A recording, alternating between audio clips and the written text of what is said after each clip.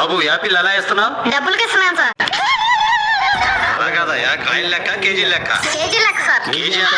150 sir. 130 చేసి ఇవ్వరాదు? లేదు sir, బాగా రేట్లు ఉన్నాయి. అవును, నువ్వు అమ్ముతున్నావు, మీ అమ్మ నాన్న ఏం చేస్తుంటారు? కొబ్బరి బండలలో నీళ్లు నింపుతుంటారు. అలా ఎలా నింపుతారా? ఏముంది, సూదులారా నింపుతారు సార్. అంత పనులు మా అమ్మ నాన్న. సరే గాని మరి వ్యాపారాలు ఏమైనా మిగులుతున్నాయా? అమ్ముడు పని రోజులా కాయలు మిగులుతున్నాయి సార్. మరి ఇది మానుకొని రోజు బడికెళ్ళి చదువుకోవచ్చుగా?